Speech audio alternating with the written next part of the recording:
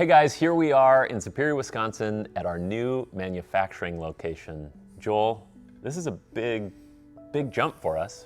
Where are we? What's going on in this new spot? It's a big jump, and we're between one point of solid ground and the other point of solid ground, just above an enormous chasm of potential doom. And we're, I would say, real close to reaching the far canyon edge. We might hold on to the edge, which is to say you should watch till the end of the video and or the end of this business we're building to see if we make it. Will we make it? No one knows.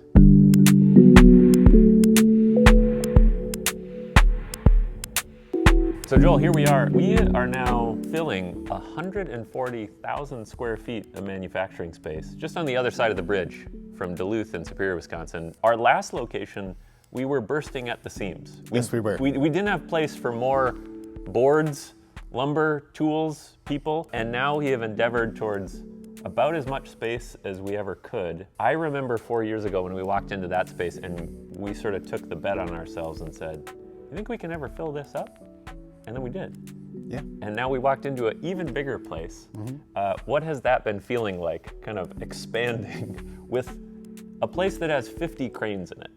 Yes. It is incredibly exciting and full of trepidation, but I think in a good way. It was exciting and kind of overwhelming to see the space empty and then to imagine and envision how would we use it. You know, a facility like this it's a building, but it's also a tool. And so when you move manufacturing into a space like this, you're essentially, building out the details of this tool to do the functions you want it to do. So that's a very exciting process to imagine and a little bit of a scary process to carry out. So, it was enormous and empty and overwhelming. And now it's enormous and partially full and still overwhelming. But we are starting to see it actually function as a machine. We have saunas going down the line right now. We have our various shops that support the line, our millwork shop and our metal workshop. They're coming online. Some of the old infrastructure of this building, the big cranes, the big power, is now back in use. It's a really exciting sort of journey to be on. I think it's exciting for Cedar Stone. I think it's exciting to see people at work and being hired and getting trades experience in this building again. Is it overwhelming? Yes. Can I sleep at night? Increasingly, yes. It's getting a little better. Yeah. Micah, our head of the shop, has communicated it feels a little smaller every time he walks in.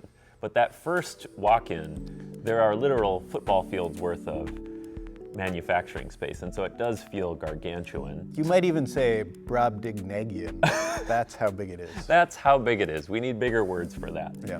Joel, talk to me about the dynamic of this sort of shop space as a incubator of talent, of tradespeople, of creating sort of an apprenticeship program. We care a lot about creating jobs in a space and doing things as American-made as we can. That's why we're sort of doubled down on, let's not just import things, let's create the metal workshop in-house. Let's bring the woodwork in the house. Build it from scratch. Talk about that a little bit in terms of our people and how we're growing.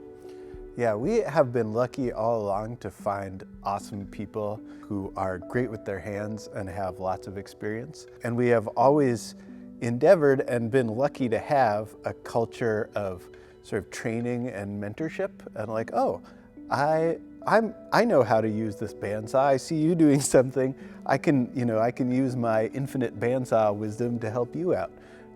Oh, well, now I'm turning something on the lathe. I can use all this experience I have on the lathe to give you some tips and tricks. So we've always had that culture of kind of developing each other. And as we went to move here and we knew we were going to have to scale up pretty considerably, we thought, how can we just be even more intentional about that? And how can we make an environment that is even more friendly for people who are new to the trades? So we have developed, part of it is the way that we're doing production now allows people to focus in on one skill and really learn it well before needing to then learn the next skill. So that's enabling us to set up an apprenticeship program, and we hope this becomes just an awesome place to build a career in the trades, an awesome place to sort of try out and learn a variety of trade skills, and also a great sort of launching pad for whether it's a career here in-house moving into more technical skills, or a career here in-house moving up in management and leadership, or a chance to go somewhere else and take your skills to the outside. I think this will become a great incubator for that.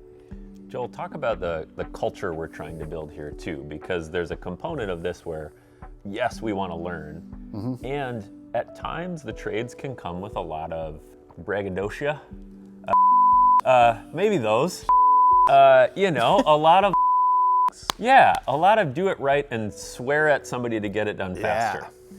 Talk a little bit about who we hope to sort of have be a part of this. Yeah, it's important, even though we're in Wisconsin now, we still believe in nice, and not in the sort of trite Minnesota way, but like actually being kind. I believe that being kind to people and not toxic and not an helps them be happier and become better people. And so that's always been a big part of our, not of our like written, top of the website mission, but like how do we work?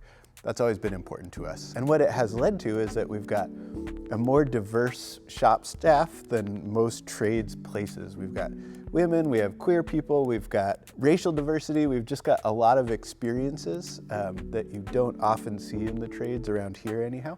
And we're trying to create an environment that's it's comfortable to be in, people can be themselves, they can be nice, they can be kind, and it doesn't need to be toxic.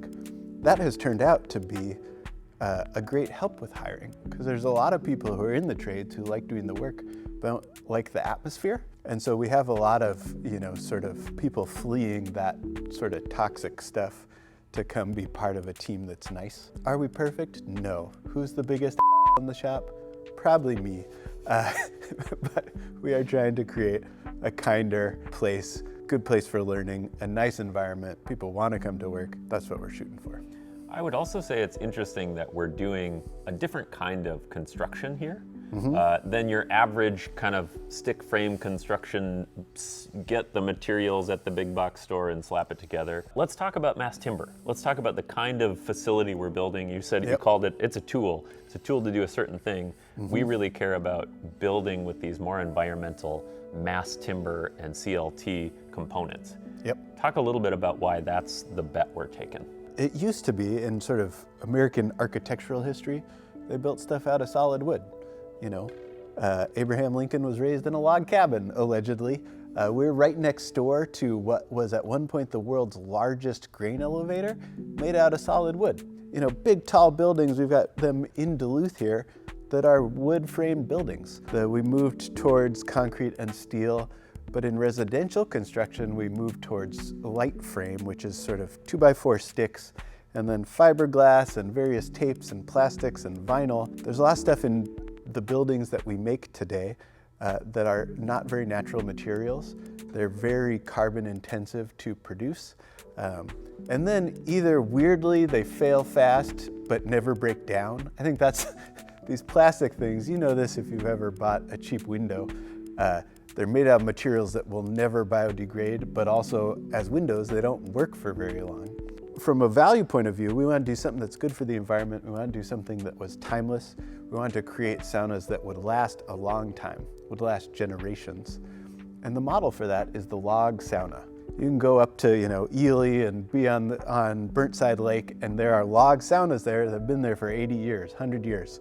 The reason for that is they're simple, they're made out of wood, and most importantly for sauna longevity, they can dry out. Things get wet, condensation happens in saunas, they endure these extremes of temperature and humidity, and a modern sauna, a modern stick-built sauna, has a foil vapor barrier in it that is sort of like sauning in a foil packet in a campfire, but also that traps moisture. And that's the enemy of longevity for a sauna. So by taking this modern product that instead of being made of huge logs, it's made out of farm timber, it's a more sustainable source, but it functions like a log sauna. And the form factor is really cool structurally and architecturally. You can make a modern looking building, but it's this ancient technology, which is solid wood. Performs great, lasts a long time. It's the coolest. So much more to say on that. We can geek out about that. What it means for our clients is more beautiful, more longer lasting, more environmentally friendly, and more good feeling. When we get the geek out about versus, sauna in foil packet or sauna in old log sauna, the old aficionados would always speak to Savu sauna, which is the old smoke sauna, or old log sauna as the pinnacle. It's the soft heat that gets produced in this room, and the thermodynamics are really different. And I think as we scale up production here, it means for our clients and our folks, it's faster lead times, so they can get saunas sooner. They don't have to wait a year plus, like has been so common for us when we've been designing beautiful things and also not having enough space. And you get a thing that is gonna last you for decades and decades and feels even better. What other things do you want to say to kind of our clients and our folks coming in and our folks looking in to say, hey, I might want to be a part of that. I might want to have those kinds of things in my backyard. Yeah, we were very limited by the space we were in. We had developed these very long lead times, and I know if I were buying a sauna, I would not want to wait a year and a half to get my sauna. I would like it sooner than that.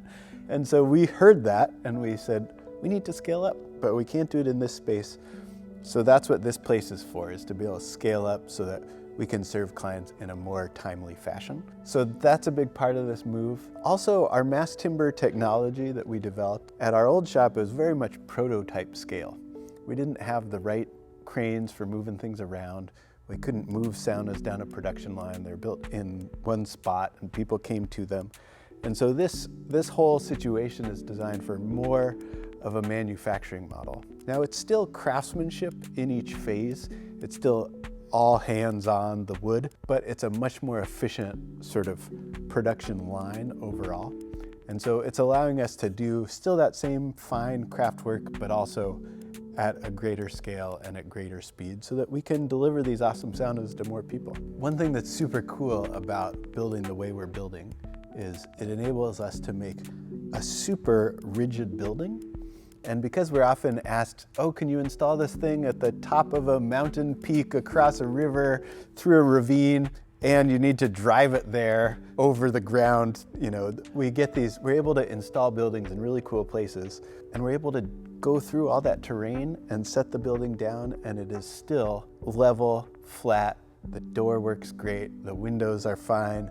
Like we get that, we're able to preserve that fit and finish because we're creating such a rigid structure. That's one of the major advantages of mass timber that you're not going to find from other makers. In our old space, we were able to support about 10 people on the floor building the saunas at the max. We already have 20 working in this space. We're adding another 10 in a month. So we are really scaling our staff. We're also scaling our production. We're making about 3 saunas a month. We're gonna be at 10 a month by the end of this year or early next year, and probably 12 or 15 a month by the end of next year. So our scale really is growing in an exciting way. This building is also allowing us to pursue a whole new program, which we may not reveal yet, but in case we do, we're gonna be building modular cabins. Modern, sort of configurable cabins that speak well to their site, don't look like modular cabins, but are these beautiful, modern mass timber cabins. And that's one thing we're really excited to do in this space as well. Yeah, I think it opens up a lot of possibility for us to double down on all the things we're good at. And we know how to build beautiful structures out of mass timber, how to get them to places, and how to do that even at a scale up, which is a fully habitable home. We have done this before. It's not just an idea.